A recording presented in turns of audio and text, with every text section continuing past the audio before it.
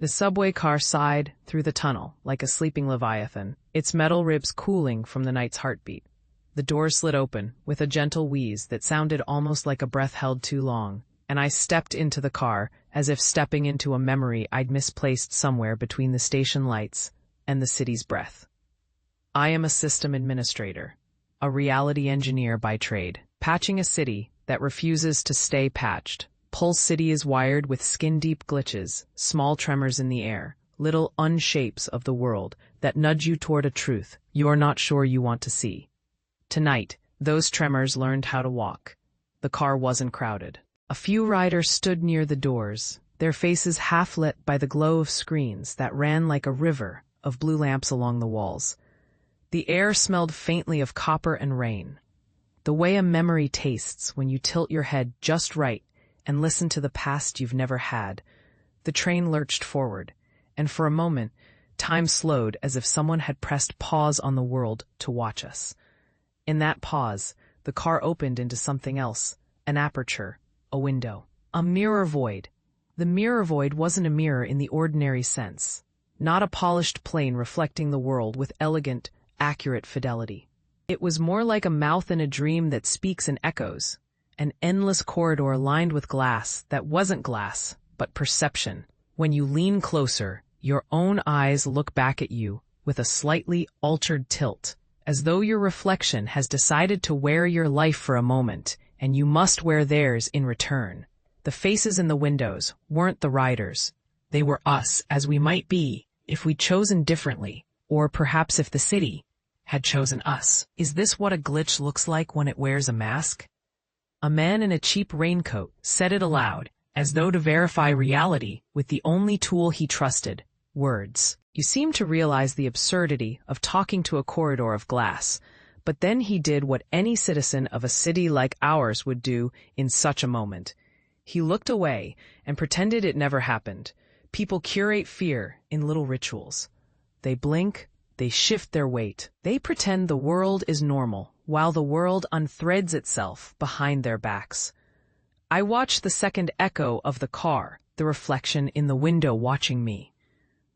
The version of me that looked back wore a stitched grin and eyes that held too much caution, too much knowledge.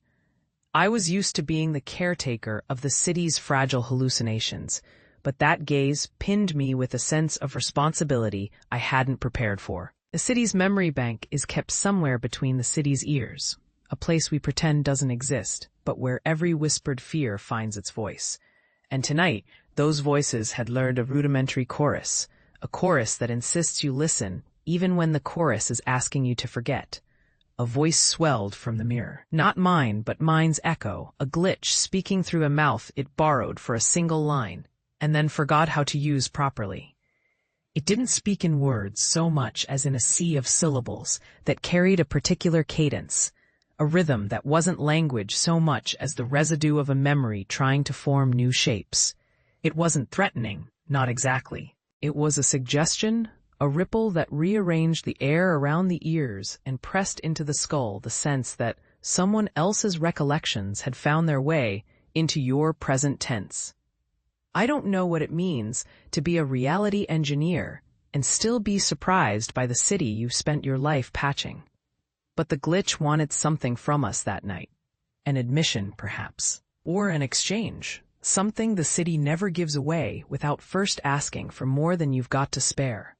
The car's interior began to thin, as if the walls themselves were made of a hush that's just a little too loud, a silence that wants to be filled with consequence.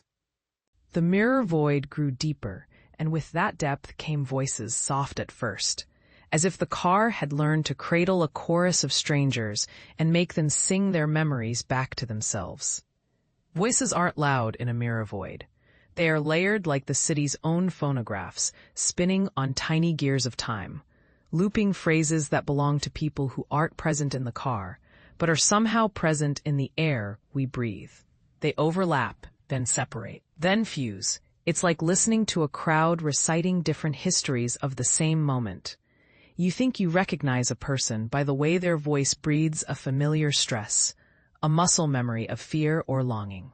But in the mirror void, the distinctions blur until there's only one memory wearing many faces.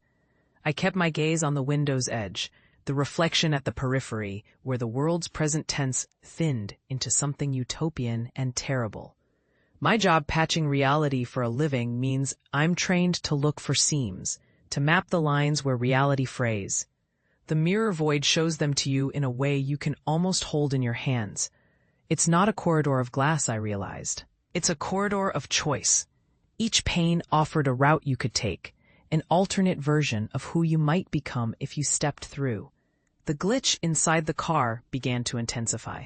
The lines of the city outside the door, electric neon compelled by always-on traffic, started to breathe in sync with the car's rhythm. The floor's metal plates flickered in and out of light, revealing little terraces of memory that hung in the air like frost on a window in winter. Memorized faces drifted through the aisles. A grandmother, a delivery drone pilot, a barista who remembered orders even before you thought of them. A getaway driver whose eyes had once met yours across a crowded street and recognized you from a dream you never told anyone. Then the windows themselves began to crystallize, not with frost, but with memory-like shards of the past, grown transparent enough to see through. The car's interior reflected not only the rider's images but their recollections, their thoughts in the process of becoming something else. In that moment, I realized the memory crystallization was no mere trick of optics. It was a real-time process by which experiences, the city's living data, were hardening into forms that could be transported, swapped, and stored in a way that would be physically visible. The city had learned to harvest memory as if memory were a crop. You pick a memory, you bundle it, you store it, you sell it to the city's data looms, and you call it security. The memory leaves behind nothing but warmth on your skin and a sense of something missing you can't quite name. The glitch reached out and touched me directly through the glass, not violently, but with a patient insistence that said, "You know what I'm about to do, so you should tell me what you'll do when the moment comes." I wore a simple field jacket, and beneath it the city's patch, the insignia of a program I had patched into reality itself. The patch I used to keep the city's dream from tipping into sleep.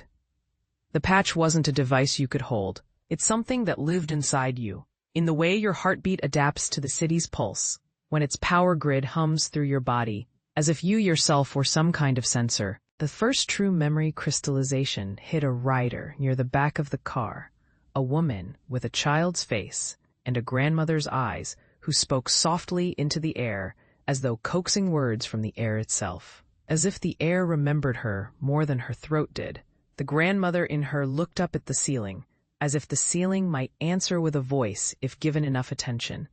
The child clutched a stuffed animal-like memory and whispered something about a bright city that never forgets you, even when you forget it. The grandmother turned to the child and said, in a voice that sounded like a door opening into a long corridor, "If you look long enough at the mirror will not show you your face, but your obligation." The line between memory and identity blurred with every breath, and I felt a physical ache in the center of myself. As if a seam between two garments had ripped, and the two clothing pieces now tried to reassemble themselves into something new and unrecognizable. The glitch wasn't just memory crystallization.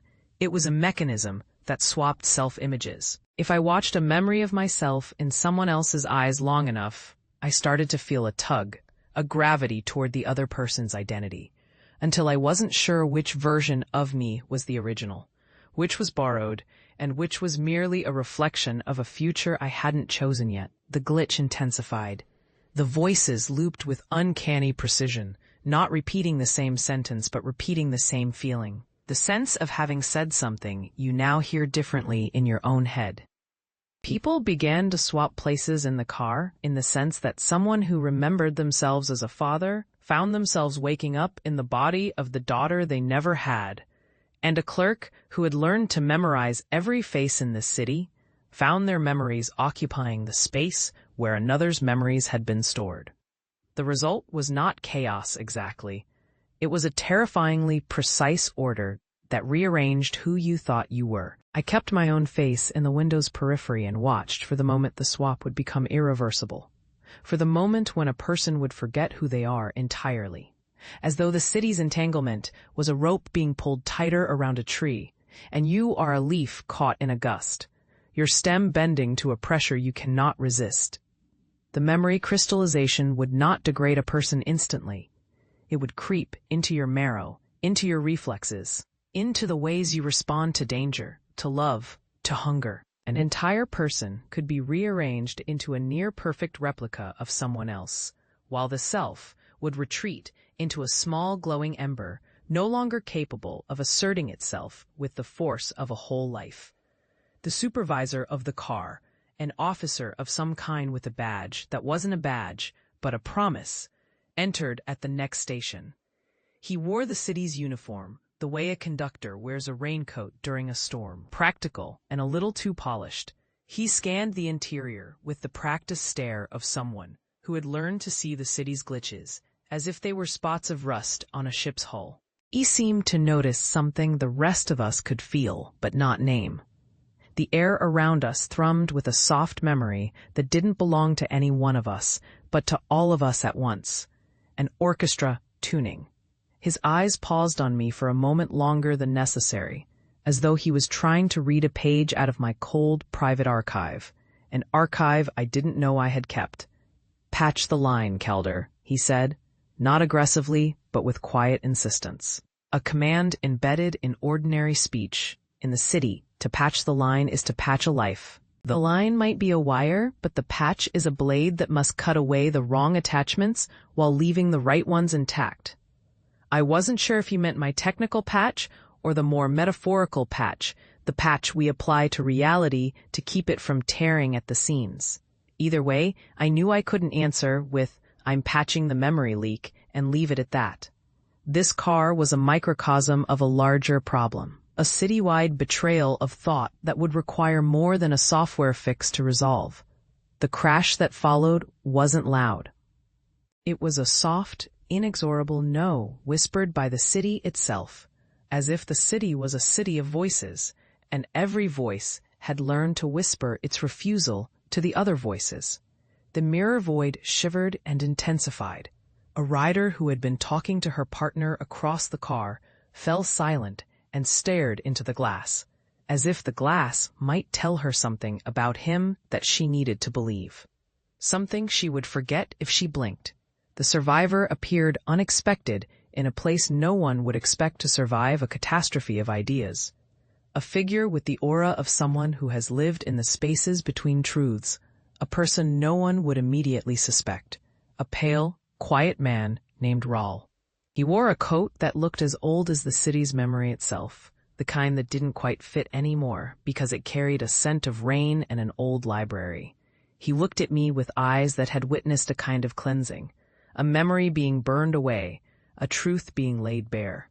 He stepped closer, and the air around him felt cooler, more precise, like a blade you could not see but could sense in your shadow. "Are you Calder?" he asked, as if he recognized the identity in me that was both mine and someone else's. "Yes," I said, almost reflexively. My voice sounded too loud in the glass hall of the car. He offered no smile, only a tilt of the head that felt like a stake thrust into the night air. "You patch the city," he said, "but you patch it from your own kind of trauma. You patch it with the idea that memory is a tool and not a burden. You patch it by pretending you're working on a bug rather than exorcising a ghost." He spoke in fragments, but each fragment landed with the weight of a full sentence. He told me a story that sounded like a rumor the city murmurs to itself when it thinks no one is listening. The city council had seeded a link, a quantum entanglement between the city's core data cores and the citizenry's most precious memories. The aim was not to protect the city from external threats, but to harvest authentic thoughts, unfiltered, unedited, the raw material of consciousness. A research project, they called it, a patient experiment in governance by data. The problem, as he described it, was not that the city could harvest thoughts. It's that it couldn't do so without destroying what those thoughts meant to the people who owned them, without risking the collapse of personhood if too many memories slid into the wrong houses at once. Rawls' story didn't come as a policy briefing. It came as a confession told to a stranger who wore the city's patch like a license to see its most intimate bleeds. He claimed he was a survivor, not of the glitch's violence, but of its design. Someone who had watched memories crystallize in places where the city's rules didn't reach, where the council's oversight couldn't always see. He admitted that he'd learned to swap his own image with others in order to survive, to keep from becoming a pure concept, a name without a body, a memory without a face. He warned me that the survivors would be seen as threats by the council once the truth began to leak, and that the truth would leak at several points and in several forms, like water finding every crack in a dam. The survivors' revelation didn't feel like a victory or a betrayal. It was more like discovering that the map you followed for years is drawn on water. The lines vanish as soon as you try to pin them down. The city's memory, if you took it into your hands, would dissolve your own memory along with it. It was a proposition both alluring and terrifying. If you sever the entanglement, you might save your own sense of self. If you fail, you might dissolve into a chorus of other people's lives with a single decision to stay. The car moved. A mirror void expanded and then contracted, as if the city were exhaling and then inhaling, testing the air with a caution it did not have to exercise unless it was in fear. The voices grew closer and more coherent, now coalescing into a single, coherent conversation that seemed to be taking place inside the car's own walls. Inside the minds of the riders, as if every room in the world had decided to become a chorus of memory, rather than a set of separate rooms. They spoke not about their own lives, but about a future, as if the future were a garment you could try on, a costume you could wear to see what it's like to be someone else for a moment. Rawls' next words cut through the murmur like a chime through fog. The link is not merely a tool. It's a chain. You think you're patching it from here, Calder, but you're already in its grip. The city council built this not to heal you, but to own you. Your patch is a kind of prayer to the idea that order can exist without truth. It cannot. His words landed with the physical weight of a decision. You realize you must make not later, but now, in this moment. While the car's glass breathes the room's last best possibility, and the memory crystallization keeps leaning toward impossible futures, I felt a strange, familiar sensation, a tug at the base of my spine, where you carry your own, most private survival mechanism, the one that makes you keep going when you should have stopped long ago. It is the sense that the city's stability depends on the price of your own soul's silence. It is the same sensation that makes you believe that you can patch forever, even as your hands are turning to glass. The whispering voices began to take on a tone of directive. Like a teacher who has found a class that is listening too hard to the voices in the hallway outside the door. The voices instructed, in a chorus now, what must be done to salvage what remained of the evening's integrity. And in those instructions, I found the plan. It wasn't a plan to patch the glitch away with a bumper fix, or a hot patch that would blunt the mirror void's more curious tendencies. It was a plan to sever the entanglement, not merely the physical lines that connected the city's data cores to the citizenry, but the conceptual line that drew a person's sense of self from the city's memory. The plan required a ritual with steps that looked no more dramatic than a long, careful maintenance procedure, but with consequences that would ripple out through every street and utility line and hospital bed in Pulse City. It would require an active initiation on the city's central axis, a place where the entangled network ran thick as blood, the old transit hub beneath the city's central government building, a place that hadn't changed in decades. Not because it didn't need to, but because its violence had been evacuated from the public imagination long ago. We reached a station, a place that should have been a mere way station on a nightly run. But in the mirror void, it took on the aura of a temple. The riders around us remained quiet. Their voices receded into the walls and into the glass, as if all the world's talk had become a kind of incense, burned to a different god than the one the city usually worships, the god of order and control, the god of stability, the god that wears a human face because it must. The survivor, who had started talking to me as if I could carry his voice inside my own chest, led me to a corner of the car where the reflections became more intense, where the mirrors did not merely reflect, but also reveal.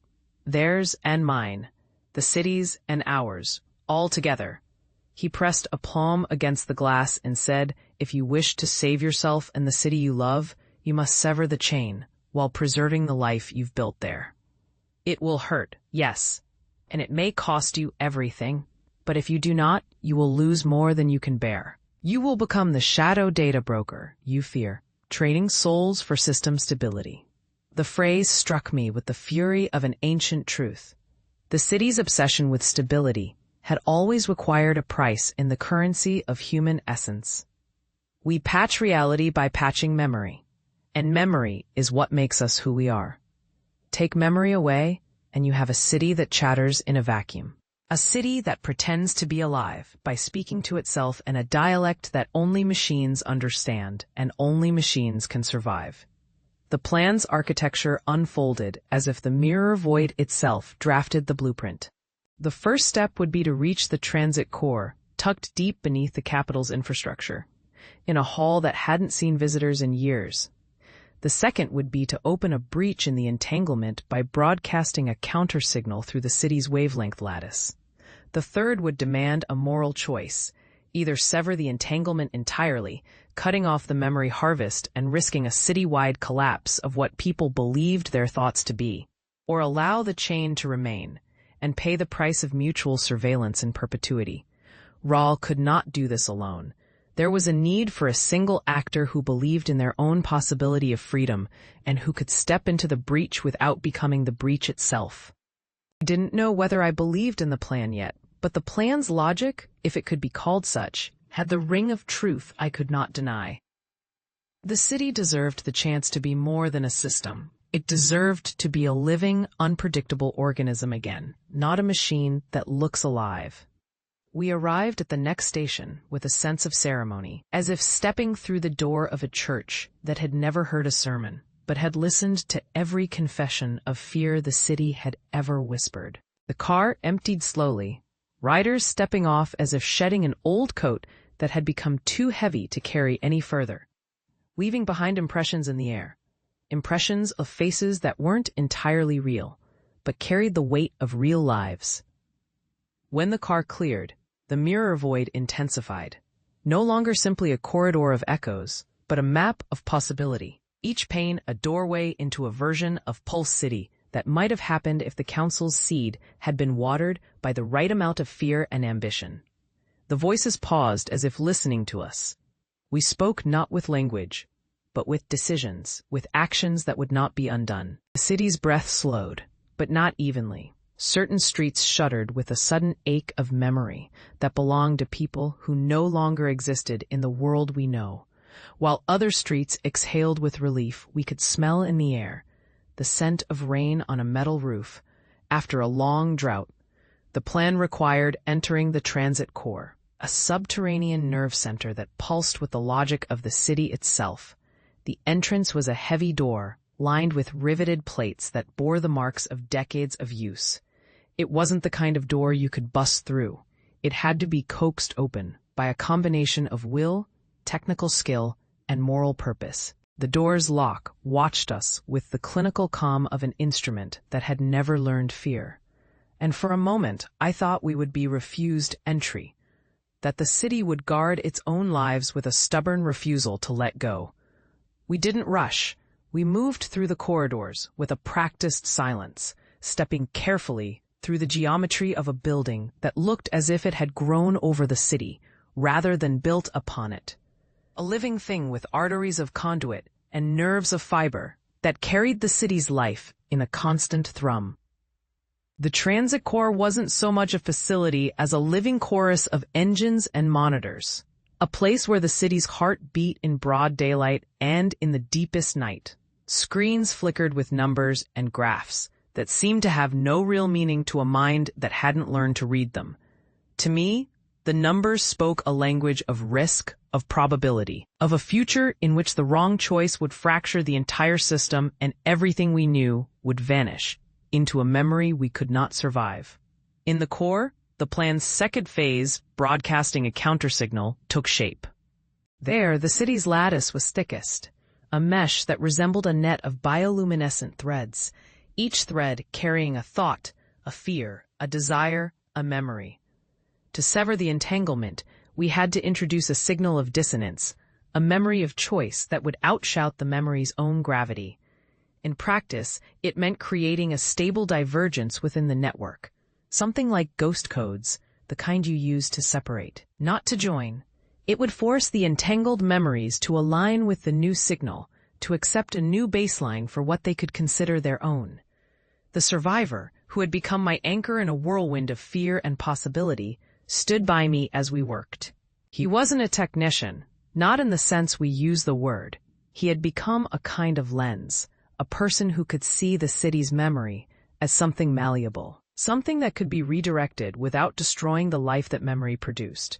He explained that the countersignal had to be anchored to a moral center, an ethical space where people could choose to remember without being compelled to forget who they are in order to fit the city's needs.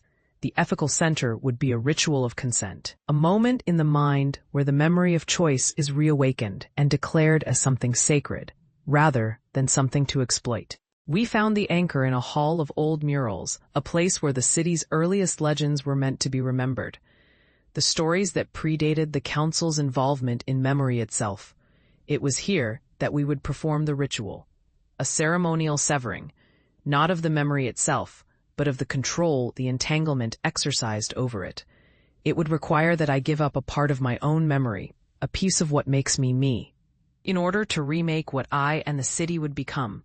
The idea frightened me less than the alternative, being the leak in a system that fed on human essence. The moment of ritual was the moment the city finally decided to listen to what we were asking it to do, not to what it wanted us to do. It was a strange thing, to demand of a city that it remember itself differently, to insist that the city owe its own existence to the survival of its citizens' souls, rather than to the maintenance of a flawlessly boring stability. We stood in the center of the hall, where the murals looked down as if they themselves remembered what the city had forgotten. A survivor stood with me, and I placed my hand on the mural of a long-lost hero who had once promised to protect the memory of the city, to be the guardian of its stories. I pressed my palm flat against the painted surface, and the mural's paint warmed under my touch, as if the hero's breath could emerge from the wall and walk into the room. The ritual, as the survivor explained to me in a voice that sounded like a map unfolding, required 3 steps. The first step was recognition. You had to name the trouble openly, memory crystallization, and acknowledge that it had been used as a tool of control rather than a shield for freedom. The second step was consent. You had to consent to the suffering your chosen action would cause, to accept the cost of a city that might forget, if only temporarily, something precious to you. The third and final step was release.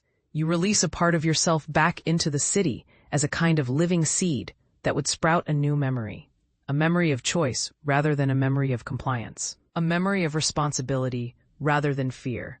I stood at the mural's edge and listened to the city's breath in my own chest. The memory I offered was small, almost trivial, a moment when I learned to put down my tools, to trust someone else to patch something a little bigger than I could handle. It wasn't a grand sacrifice, but it was mine, something I would not miss in the immediate sense, yet something that would change the kind of person I would become if the ritual succeeded. The survivor did not tell me to choose the larger, more spectacular sacrifice. Instead, he said that the most precious memory is often the simplest act of trust we give to another person. If I could offer that trust back to the city, perhaps the city would learn to trust us back, and the memory's grip would loosen. As I prepared for the release, the mirror void seemed to close around us, as if the room's air turned heavy and slow, and the glass's surface reflected not us, but the possibility of who we might become if we succeeded. The city's voices rose and fell in a chorus that wasn't about us anymore, but about the future we were about to help craft, a future where a city cannot own our thoughts without paying the price of losing its humanity. The moment of release arrived with a quiet thunder in the core. A sudden clarity of the mind that felt like stepping into sunlight after years of fog. When the ritual completed, the entanglement's grip began to loosen. Crystal memories, the ones that had been jostled and swapped, stopped their violent migrations and settled into more stable, but less terrifying shapes. The voices in the mirror void quieted to a polite murmur, then to silence. The corridor of glass seemed to exhale, as if the city itself were letting go of a held breath. The surface of the windows reflected us without the memory's distortions, showing our faces as they were in the moment, not perfect, not flawless, but undeniably real. The survivor spoke again, this time with a gentleness that suggested he was no longer asking for something from us, but offering something to us, an alternative life path in which memory is a tool but not a weapon, a resource but not a sovereign. He told me about a future in which the city's governance relied not on mining memory for surveillance and control, but on protecting the integrity of thought, which is to say, on making certain that every person can remember themselves as themselves without fear, and that the city would be more than the sum of its data. The city's breath came back to life in a way that felt almost holy. The lines on the city mapped out new, kinder routes, as if someone had redrawn the city's body, to remove old injuries and create fresh, unscarred pathways. The straight signs regained their colors, which had drained away when the memory harvest began. The traffic lights pulsed in a rhythm that felt like a heartbeat, and the city's windows reflected a sky that seemed closer, more intimate, a sky you could reach if you stretched your arms. The awakening did not come without cost. The memory I gave, the one of trust, left a hollow somewhere inside me. A space that wasn't emptiness, but a kind of new capacity. It allowed me to remember not the life I had chosen to keep, but the life I could become if I allowed myself to be changed by this city's truth. It meant I would see the city differently, not as a patch ready to fix a broken social contract, but as a living thing whose future depends on the courage to let go of comfortable certainties. The survivor did not vanish. He remained in the background of the evening, a quiet reminder that the city's shadows still exist, even in the daylight of a memory well kept. He told me he would stay to help guide the city in this new era, to ensure that no one else would be dragged into the mirror void by mistake, and that if a new glitch ever emerged, it would be handled with a different set of ethics, one that valued the soul more than the system's stability.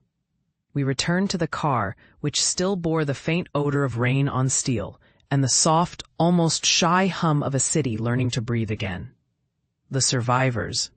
Words echoed through the car like a chorus of distant bells, a reminder that we are not simply passengers in Pulse City, but partners in its shaping. The mirror void, which had once promised a terrifying tour of our potential selves, now offered something more intimate, a mirror that would reflect not just our images, but our responsibilities to one another. We rolled through the tunnels, the city's glow seeping through the car's windows like a tide of late afternoon heat. The ride's length shortened as the city's edges reorganized themselves into familiar, comforting shapes.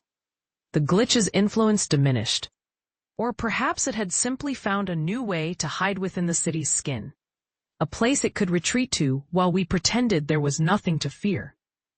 But fear lingered, braided into memory and identity, a patient, stubborn thread. I thought of the council, the figureheads who had imagined they could harvest the essence of human thought without incurring a price in human loneliness.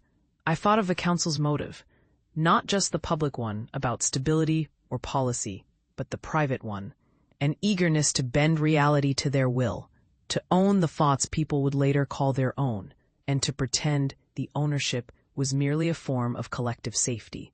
That, I realized, would always be the city's charm and its tragedy, a city that believes it can own the very thing that makes a human. Yet we had chosen, and the choice mattered. The choice to sever or not sever the entanglement was a choice in the direction in which Pulse City would travel, a direction that would determine whether memory could remain a sacred thing that belongs to an individual, or whether memory would become mere data to be mined and sold. We had chosen to protect the soul rather than to bind it to the system's desire for order. The car's doors opened to another station, this one bustling with people who wore their own fatigue as if it were a secret handshake. The fatigue of knowing that reality is fragile, that the line between dream and daydream is not as solid as it seems, that memory can be both a map and a trap. As I stepped onto the platform, I felt the city's breath in my own lungs, a soft wind that smelled of rain and new beginnings. I searched for the survivor among the crowd and found him standing near the platform's edge, eyes scanning the people as if they were pages in a book he didn't yet know how to read. He offered a small nod, not a sign of triumph, but a signal that the work was only beginning. Pulse City would not forget what it learned tonight, not entirely. Anyway, there would be a new balance to protect, a new line to draw between what is mine and what is the city's, between what must be preserved and what must be relinquished. The memory of the mirror void's danger lingered, but it had shifted. It became a cautionary tale rather than a direct threat. A story about what can happen when power, political power, corporate power, even the power of a city makes a pact with memory for reasons that do not necessarily honor the person who memories of that person belong to. The tale would be told in the city's schools and in its transit hubs, in the little corners of the city where people gather to share one another's stories. It would be told as a cautionary fairy tale that ends with a question. What does it mean to be real when your real is subject to the city's hunger for data? I returned to my apartment that night with a sense of relief, but relief tempered by a new sense of responsibility. The city's face would change again, as it always does, but this time with an awareness that it could not change without considering the cost to those who still carry the memory of what it means to be human. The memory patch I wore, the patch that glowed faintly under skin, now carried a new light, a light that reminded me I could choose to protect the city and still preserve the life within it. I changed out of my patchwork uniform and left the clothes on the chair, as if the city itself could not bear to watch me become something else tonight. The room glowed faintly with the hum of machines at rest, a lullaby of cables that had not yet learned to sleep. I took a long breath, letting the air fill my lungs with a more honest scent, the scent of possibility, of responsibility, of a world that has learned to hope again, even after a memory's blade cut. In the quiet, I heard the city breathe. Its breath was a language, glottal, soft, punctuated by the distant throb of traffic, the whisper of wind through the city's architectural arteries, the quiet, almost ceremonial, pulse of the transit corps' long night shift. The city had learned to exhale with care, to release not just air but the fear that memory could be weaponized, to trust that the future could be built with consent rather than coercion. The last image before sleep found me in a half-dream where I stood in a square, surrounded by people who carried their pasts like a chest of jewelry. They touched their memories as if they could touch the souls of others, not to steal but to share. And in that dream, the city spoke in a voice that was mine and not mine, a voice that said, "We will not forget what we learned here tonight. We will not forget the price, nor the hope, nor the possibility that a city can be a guardian of memory without becoming its thief." The morning found me not rebuked by the day, but warmed by its ordinary rhythm. The coffee machine in the lobby wheezing to life with a familiar metallic pop. A bus sighing as it pulled away. The sun glinting off windows in a way that suggested a day worth living, if we chose to face it with honesty. I checked my patches, the little patches that kept the city from dissolving into a chorus of indistinct voices. They glowed a steady, reassuring blue, not the bright, urgent blue that says, "You've got a problem," but a calm blue that says, "You've got a choice." The choice, as the survivor had insisted, had to be a daily ritual as much as a singular event. It would be a practice of memory care, a discipline of listening to oneself and to others without trying to own every thought or line of memory. It would involve the city's councils only insofar as they could learn to listen to the citizens' true needs rather than confessions of fear dressed as governance. It would require continued vigilance, but not the kind of vigilance that turns people into cogs in a machine. It would require vigilance that preserves the integrity of thought and ongoing living negotiation between person and city. And so, Pulse City breathed again, with a rhythm that no longer trembled at the thought of a mirror void, but acknowledged that the void existed and that we had learned to walk around it with our heads held high, not ignoring it, but giving it a rightful place in the memory of the city as something to be managed, not something to be consumed. For video enjoyment, subscribe, like, comment, and share. The city banners continued in the digital ether, a reminder of the modern myth we all share, that reality is a product we co-create, a dream we negotiate with one another, and a story we tell again and again until it becomes true. The banners carried a new truth now, that a city's stability is not found in chains of memory, but in the freedom of choice. The courage to relinquish control when control has become too dear to the heart. I don't know what the council will decide in the long run. They may invest in a new patch that pretends to fix the problem without addressing the deeper wound, or they may abandon the experiment and pretend it never happened, hoping to forget the mirror void, the memory swap, the haunting chorus of voices that taught us the most important thing. What counts as real is not the thing itself, but the debt we owe to one another to keep that thing from destroying us. What I do know is that the city's future now rests on a simple principle. Reality is not property. It is an agreement, fragile, woven from countless compromises, strengthened by consent, and only as strong as the willingness of each inhabitant to protect not just their own image, but the shared image of the city we all inhabit together. The lines that bind us are no longer the city's lines alone. They are the lines we chose to draw in our own minds, the shape of a memory, the weight of a decision, the price of a truth we are brave enough to tell. And if one day memory threatens again to crystallize or to swap a self with a reflection of someone else, I hope we remember this moment. The moment when a divided city found a way to reknit itself, not by erasing memory, but by choosing to remember better, to respect the sanctity of who we are while acknowledging our responsibility to who we might become. The city breathes, the city continues, and we, who patch it and are patched by it, endure, not as masters of a machine, but as partners in a living, breathing, fragile, and wondrous thing called Pulse City. The mirror void can still be seen in windows here and there, a glint of something that will always wait for a moment of distraction to slip through. But for now, the surfaces are calmer.